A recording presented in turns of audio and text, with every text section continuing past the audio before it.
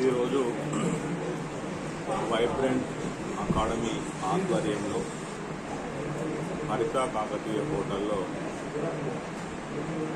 స్టూడెంట్స్కు వివిధ యూనివర్సిటీల నుంచి వచ్చినటువంటి రిప్రజెంటేటివ్స్ ఆధ్వర్యంలో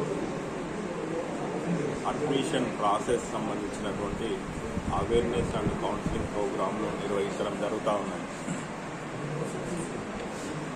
దీని లోపల మా వైబ్రెంట్ అకాడమీ విద్యార్థులు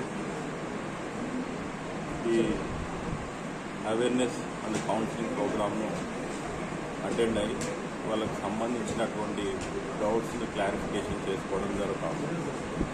అయితే ఇంటర్మీడియట్ చదివిన ప్రతి విద్యార్థికి ఎన్ఐటి, ఐఐటి, నీట్లో సీట్ రావడం అనేది కష్టం.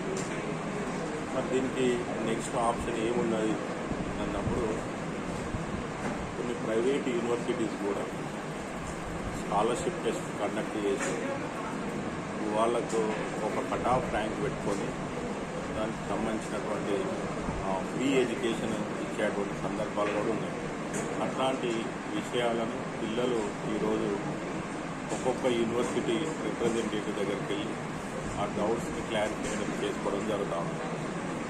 అయితే జనరల్గా అంటే ఒకటే దగ్గర ఒక 10 యూనివర్సిటీస్ రిప్రజెంటేటివ్స్ వచ్చి నిర్వహించడం అనేది, అది వైబ్రెంట్ అకాడమీ ఆధ్వర్యంలో నిర్వహించడం అనేది చాలా సంతోషకర విషయం. అంటే దీనివల్ల ఏమవుతుందనంటే వీళ్ళ పేరెంట్స్ కూడా ఇన్వైట్ చేసినాం.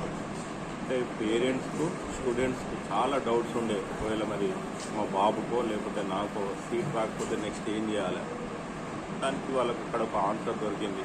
మరి ఇట్లాంటి యూనివర్సిటీలో కొంచెం మెరిట్ వస్తే ఫీజు తక్కువ ఉండే అవకాశం ఉన్నది. కొద్ది పేయింగ్ కెపాసిటీ ఉన్న పిల్లలు కూడా ఉన్నారు. వాళ్ళకు అంటే బేసికల్గానే వాళ్ళు జాయిన్ చేసినప్పుడే, సార్ మా అబ్బాయి మా అమ్మాయి యావరేజ్ స్టూడెంట్, మేము వీఆర్ వెల్ ఆఫ్, అంటే మేము డబ్బులు పే చేయగలుగుతాం, మాకు కాకపోతే ఒక మంచి కాలేజీలో మేము చదివేయాలని మీ వైబ్రెంట్ అకాడమీలో జాయిన్ చేయడం జరిగింది అన్న తల్లిదండ్రులు ఉన్నారు, పిల్లలు ఉన్నారు.